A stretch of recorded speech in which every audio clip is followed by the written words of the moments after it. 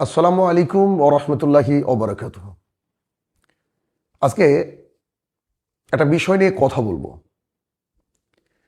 যার হেডিং বা শিরোনাম হচ্ছে চারিদিকে এত কেক কেন। ইয়েস, চারিদিকে এত কেক কেন। মানে কিছুক্ষণ আগে বাজার থেকে আসলাম, দেখলাম চারিদিকে প্রচুর কেকের দোকান। হয়তো ইতিমধ্যে যিনারা হাটে কিংবা বাজারে গিয়েছেন আজকের দিনে বা দু একের মধ্যে, তারা অনেকেই অনেকগুলো কেকের দোকান হয়তো দেখেছেন, চোখে পড়েছে। তো চারিদিকে এত কেক কেন? আমি যদি সোশ্যাল মিডিয়ায় এসে আজকে প্রশ্ন রাখি যে কেন এত দোকান হঠাৎ করে, না কেক তো স্বাভাবিকভাবে মানুষ খাবে, কিন্তু এতগুলো দোকান চারিদিকে কেন? ইয়েস, আপনাদের উত্তর হবে হ্যাঁ, জানেন না, আগামীকাল মানে 25শে ডিসেম্বর হচ্ছে বড়দিন। এই বড়দিন উপলক্ষে চারিদিকে কেকের দোকান বসেছে। হ্যাঁ, এতটুকু তো জানি, এতটুকু জানি যে বড়দিন উপলক্ষে চারিদিকে কেকের দোকান বসেছে। কিন্তু আমার প্রশ্ন হলো, এই বড়দিন পালন করা নিয়ে আমি আজকে যে কথাগুলো বলবো, তা আমাদের কমিউনিটির জন্য, আমাদের সোসাইটির জন্য খুবই গুরুত্বপূর্ণ। So you should share this video to everywhere. আপনাদের উচিত আমার এই ভিডিওটি যত সম্ভব বেশি শেয়ার করা। কেন? কারণ আমার কিছু কথার মাধ্যমে যদি আমাদের সমাজের মানুষ কিছুটা উপকার লাভ করে, সেটা আমাদের জন্য পরকালের পাথেয় হবে বলে আমি মনে করি। না, অনেকে হয়তো ভাবতে পারেন দাড়ি টুপিওয়ালা লোক মানে তো তারা ধর্মের কথা শোনাবে। আমরা তো নিজেকে অনেক মডার্ন মনে করি। সো আমি সবারই জন্য বলবো, আজকের এই ভিডিওতে আপনাদের চোখ কান খুলে যাবে এই বড় দিনের ব্যাপারে। সো অবশ্যই ভিডিওটি শেয়ার করে রাখবেন, যেটা আপনাদের অনেক কাজে লাগবে। চলুন মানে মেন কথায় আসি। তা হচ্ছে চারিদিকে এত কেক কেন? বিকজ 25শে ডিসেম্বর মানে আগামীকাল, যারা আজকে দেখছেন ভিডিওটা তাদের জন্য আগামীকাল, কালকে দেখলে সেটা আজকের দিন হবে, তাই না? মানে কালকে দেখলে। সো বুঝতে পারছেন যে 25শে ডিসেম্বর বড়দিন। আচ্ছা, আমি শিরোনাম রাখলাম চারিদিকে এত কেকের দোকান কেন।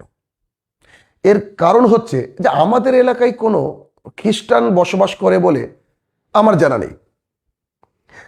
যেহেতু বড়দিন এটা খ্রিস্টানদের উৎসব বলে আমরা জানি। যেমন সৌদি আরবে কখনো দুর্গাপুজোর প্যান্ডেল হয় না, সৌদি আরবে কখনো ঈদে মিলাদুন নবী পালন হয় না। মানে আমি বলতে চাইছি যে সৌদি আরবে দুর্গাপুজোর প্যান্ডেল হয় না, মানে সেখানে দুর্গাপুজো পালন হয় না। আমি যে এরিয়াতে থাকি সেই এরিয়ায় বা আপনারা অনেকেই যে এরিয়াতে থাকেন সেখানে বোধহয় দেখবেন খ্রিস্টান নেই। যদি না থাকে তাদের কথা বলছি, তাহলে সেখানে কেন কেকের দোকান আসবে? তাই না? এটা হিসাব বলে। ওকে, সো এটাকে একটু ক্লিয়ার করে দিই। আর তা হচ্ছে, ধরুন এই কেক বসেছে, কেকের দোকান বসেছে সবার খাওয়ার জন্য। না, অন্যান্য দিন কেক খান, তবে এই উপলক্ষে কি কেক খাওয়া যাবে বলে আপনাদের মনে হয়? একটু ছোট ছোট করে বিষয়গুলো একটু আমি অল্প সময়, একেবারে অল্প সময় একটু বোঝানোর চেষ্টা করব। 1 মিনিট। একজন মানুষ যে বাজারে গেল কেক কিনবে বলে, জি, তার নাম হচ্ছে শুভাশিস রয় অথবা চণ্ডীদাস, কিংবা সাসেস আমাদের মাননীয় প্রধানমন্ত্রী নরেন্দ্র মোদীজি। তিনি গেলেন কেকের দোকানে কেক কিনবেন। ইয়েস, তিনি তো সনাতন ধর্মাবলম্বী, মানে চণ্ডীদাস বা এরকম যাদের নাম বললাম।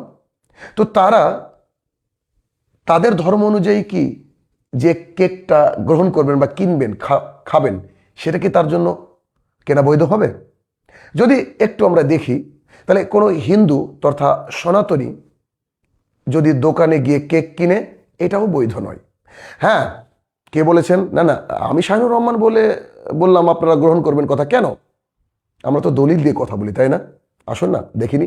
সেটা হচ্ছে শ্রীকৃষ্ণ বলেন, ইয়েস, হিন্দু ধর্ম অবলম্বী যারা রয়েছেন তেনারা শ্রীকৃষ্ণকে ভগবান মানেন।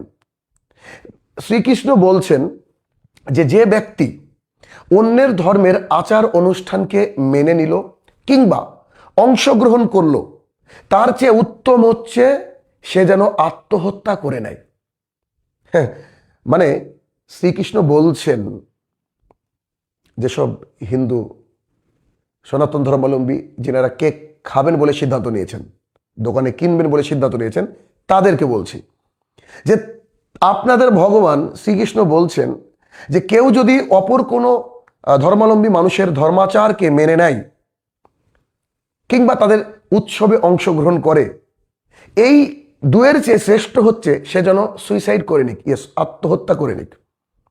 তার মানে সোজা বাংলা ভাষায় যারা সনাতন ধর্মাবলম্বী মানুষ যারা কেক কিনেছেন ফেলে দেন, যারা কিনতে যাচ্ছেন জাস্ট একটু হোল্ড অন, একটু থামুন।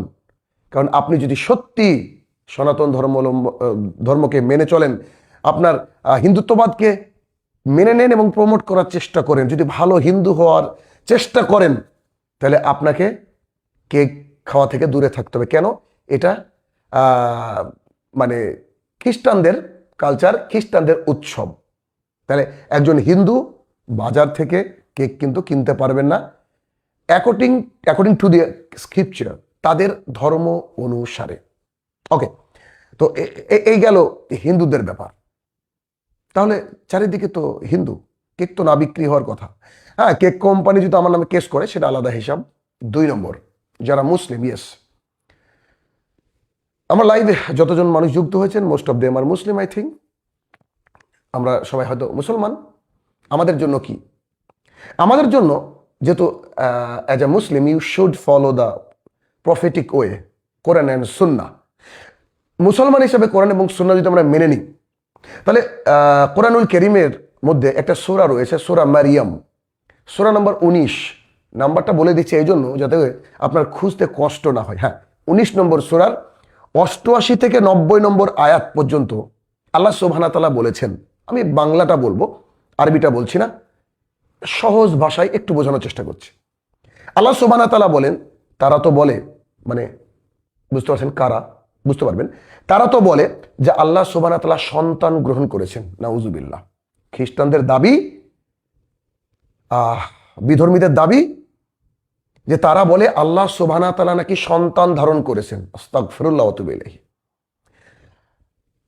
আর আল্লাহ সুবহানাহু ওয়া তাআলা পরের আয়াতে বলছেন যে তোমরা যে কথা বের করেছো মুখ দিয়ে, ওই যে আল্লাহ তাআলা সন্তান ধারণ করেছেন, আস্তাগফিরুল্লাহ, যে কথাগুলো তোমরা মুখ দিয়ে বের করেছো, এ তো বিশাল ভয়ঙ্কর এক কথা। ভয়ঙ্কর এক কথার অবতারণা করলা, আবিষ্কার করলা কোথা থেকে? এত বড় স্পর্ধা তোমাদের কোথা থেকে আসলো যে তোমরা বলছো যে আল্লাহ সন্তান ধারণ করেছে?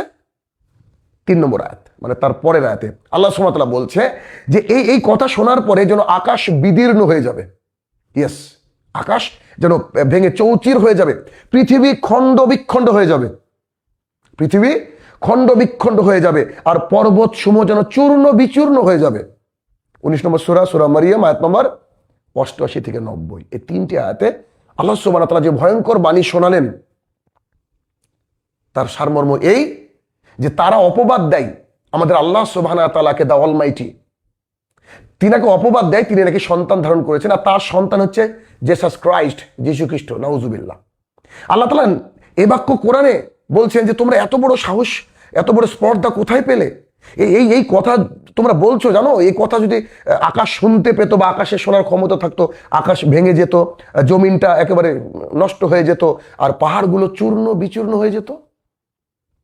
আল্লাহ সুবহানাহু ওয়া তাআলা বলছেন। তার মানে যারা বড়দিন পালন করবেন তারা পক্ষান্তরে আল্লাহ সুবহানাহু ওয়া তাআলা সন্তান ধারণ করেছেন, অর্থাৎ ঈশ্বর আল্লাহ সন্তান হয়, এটাকে মেনে নিয়ে কেক খাবেন। মনে হয় না শিক্ষিত মানুষ আপনি, তাই না? কেক খাওয়া, দ্যাট ডাজন্ট ম্যাটার। ভাই না, ইটস নট লাইক দ্যাট। এটা এমন নয়। কেক খাওয়াতে কোনো পাপ নেই, সমস্যা নেই, কিন্তু কেক যদি এই উপলক্ষে খান, আর এই উপলক্ষে কেক এখন বাজারে, তাহলে আপনি কেক খাওয়ার সাথে সাথে নীরবে সাক্ষী দিচ্ছেন যে আল্লাহ সুবহানাহু ওয়া তাআলা সন্তান আছে, আস্তাগফিরুল্লাহ, এবং তিনি সন্তান ধারণ করেছেন, তিনি সন্তান ধারণ করেন। মানে সূরা ওই যে কুল হুয়াল্লাহু আহাদকে একেবারে শেষ করে দিলেন আপনি। এ সূরার কোনো মূল্যই রাখলেন না।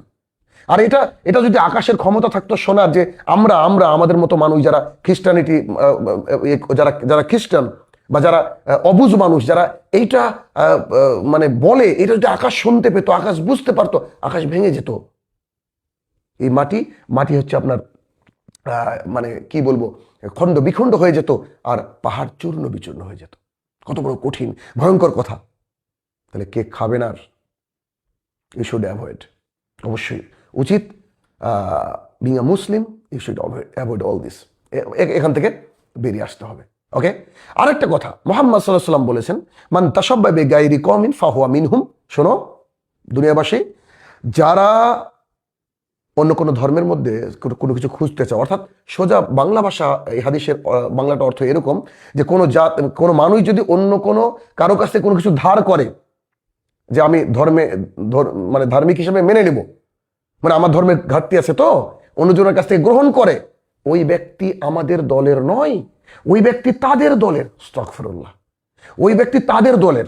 মানে হাদিসের সারমর্ম যদি বোঝার চেষ্টা করি, যদি আগামীকালকে আমরা কেক খাই, 25 ডিসেম্বর যদি কেক খাই, তাহলে আমরা খ্রিস্টান হয়ে গেলাম অ্যাকর্ডিং টু দিস হাদিস। এবার আপনি মুসলমান মানুষ, আবেগ আছে আমি জানি, আপনার আমার আবেগ আছে, কিন্তু একটু তো বিবেক বুদ্ধি আছে, একটু তো পড়াশোনা করেছেন, বোঝা উচিত। কি করবেন? That's totally up to you. Number 3, হিন্দু ধর্মগ্রন্থ থেকে বোঝালাম, গ্রহণ করতে পারবেন না। ইসলাম ধর্মগ্রন্থ থেকে বোঝালাম, গ্রহণ করতে পারবেন না। এখন হচ্ছে আসি খ্রিস্টানিটি নিয়ে। আচ্ছা, খ্রিস্টানরা যে এই যে দিনকে পালন করে, এটা কি তাদের পালন করা বৈধ? মানে এটা কি পারমিসেবল? তাদের কোনো ধর্মগ্রন্থ কি বলছে যে এটা পালন করতে হবে? তারাও যে একটা ফেক জিনিসের উপরে দাঁড়িয়ে আছে, তার প্রমাণ আমি আজকে দেব। মানে হাটে হাড়ি ভেঙে দিচ্ছি আর কি। সো কিছু করার নেই, পড়াশোনা করতে হবে, জাতিকে বলতে হবে, এটাই। ওকে, সো চলে আসি। আমরা জানি বাইবেল খ্রিস্টানদের ধর্মগ্রন্থ, গসপেল অফ লুক। ইয়েস, খুব মনোযোগ সহকারে আমার কথাগুলো বোঝার চেষ্টা করবেন। গসপেল অফ লুকের মধ্যে বলা হচ্ছে, when the Jesus Christ was born. এক এক করে আপনাকে বুঝাবো, বাচ্চা ছেলের মতো বুঝাবো ইনশাল্লাহ। ওয়েন, যখন, the Jesus Christ was born, Jesus Christ জন্মগ্রহণ করেছিলেন, মানে যখন তিনি জন্মগ্রহণ করছেন, ঈসা আলাইহিস সালাম, যাকে তিনারা বলেন জেসাস ক্রাইস্ট, আর লর্ডস অফ শেফার্ড, প্রচুর পরিমাণে রাখাল, যিনারা মেষ পালন করতেন, রাখাল, were staying outside at the whole night. When the Jesus Christ was born, a lots of shepherds were staying outside at the whole night. যখন যীশুখ্রিস্ট জন্মগ্রহণ করছেন, তখন প্রচুর পরিমাণে রাখালরা বাইরে ছিলেন, এবং মা মেরি তার সন্তানকে একটা মানে জায়গায় রেখে তিনি বাইরে বেরালেন না। এটা দিয়ে কি বোঝাতে চাইছি? এটা দিয়ে বোঝাতে চাইছি যে জেসাস ক্রাইস্ট যখন জন্মগ্রহণ করেন তখন শীতকাল নয়, কারণ খেজুর কখনো শীতকালে পাকে না। সরি, ভুল বললাম, কারণ এটার আমি পরে আয়াতটা বলছি। কারণ ওই রাত্রিবেলায় রাখালরা বাইরে মরুভূমির মধ্যে ছিল। রাখালরা কি ছিল? বাইরে মরুভূমির মধ্যে ছিল। আচ্ছা, শীতকালে কেউ বাইরে মরুভূমির মধ্যে ঘুরে বেড়ায় নাকি তাঁবুর মধ্যে থাকবে, নাকি তাদের পোশাকগুলোকে টাইট ফিট করে সুন্দর করে থাকবে? মানে যখন তিনি জন্মগ্রহণ করছেন তখন রাখালরা বাইরে ঘুরে বেড়াচ্ছে, এবং সারা রাত তারা ছিল বাইরে। মা মেরি সন্তানকে নর্মাল একটা হালকা পাতলা চাদরে ঢেকে, পাতলা চাদর একেবারে ফিনফিনে ঢেকে বাইরে যাচ্ছেন। কেন? আসল ওটা ছিল গরমকাল। আর একটা প্রমাণ নেন, আল্লাহ সুবহানাহু ওয়া তাআলা কোরআনুল কারীমের মধ্যে বলছেন যে, শোনো মারিয়াম, যখন তোমার খিদে লাগবে তখন তুমি খেজুরের গাছটাকে একটু নাড়া দিবা, খেজুরের গাছ থেকে কাঁচা পাকা খেজুর পড়বে, অ্যান্ড এটা তোমার খাবার হবে। সো এটা আমি আগে বলে ফেলেছিলাম। তো আল্লাহ সুবহানাহু ওয়া তাআলা এটা বলে, এবার খেজুর কখন পাকে? শীতকালে কি পাকে না। সো ইটস ক্লিয়ার লজিক, তাই না? একেবারে ক্লিয়ার লজিক। তাহলে কোরআন থেকে এবং গসপেল অফ লুক থেকে প্রমাণিত হলো যে জেসাস ক্রাইস্ট অর্থাৎ যীশু খ্রিস্ট শীতকালে জন্মগ্রহণ করেননি। তিনারা তার জন্মদিন পালন করেন কবে? 25শে ডিসেম্বর। ইয়েস, 25শে ডিসেম্বর মানে শীত পড়ে তো বোধহয় নাকি? শাহিনুর রহমান শীতেও ঘামে, বাট টুপি পরে আছে। সো আজকে তো 24শে ডিসেম্বর, 25শে ডিসেম্বর শীত পড়ে, তাই না? ইয়েস। তাহলে বুঝতে পারছেন কি? তারপরে খ্রিস্টান ধর্মের রীতিনীতি অনুযায়ীও তারা যে কাজটা করে ইটস টোটালি ফেক। এটা টোটাল তারা ফেকের উপরে রয়েছে। মানে তারা যেটা পালন করে এরাও পড়াশোনা না করে পালন করে, এরাও অ্যাকচুয়াল পড়াশোনা করে না। যদি পড়াশোনা করতো তাহলে আল্লাহ সুবহানাহু ওয়া তাআলাকে চ্যালেঞ্জ করতো না। ওই যে কোরআনে তারা বলেছিল আমরা জান্নাতে যাবো, আল্লাহ তাআলা বলেছেন কুল হাতু বুরহানাকুম ইন কুনতুম সাদিকিন, যদি তোমরা সত্যবাদী হও প্রমাণ দেখাও। ওকে, আবারও বলছি, ভিডিওটা মানে এক্সট্রিম লেভেলে শেয়ার করেন, এক্সট্রিম লেভেলে শেয়ার করেন। কেন বলেন তো? কারণ হচ্ছে সবারই জানা উচিত, সবাইকে শোনানো উচিত এই কথাগুলো। 1 নম্বরে বলেছি হিন্দু ধর্মগ্রন্থ থেকে কেক খাওয়া জায়েজ নয়, তাদের ভগবান নিষেধ করেছে। ইসলাম ধর্মগ্রন্থ থেকে প্রমাণ করলাম হুইচ ইজ হারাম ইন ইসলাম। 3 নম্বর খ্রিস্টানিটি থেকেও প্রমাণ করলাম। মানা না মানা that's total up to you, but আমি আপনাকে দলিল দিয়ে বলছি, ঠিক আছে না?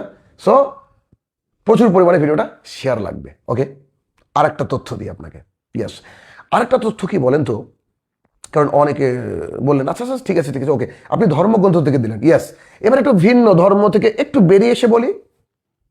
আচ্ছা, এই দিনটাকে কি বলা হয় ইংরেজিতে? Xmas day. এক্সমাস ডে তার মানে বড় দিন।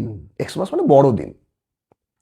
আচ্ছা, বড় দিন, এই যে বড় দিন, তিনাদের যদি ওই কনসেপ্টটাকে বাদ দিয়ে দেন, মানে লুকের ওটাকে যদি বাদ দিয়ে দেন, তারপরেও তারা বড় দিন হিসাবে যে পালন করছেন, এটাও কি বৈধ?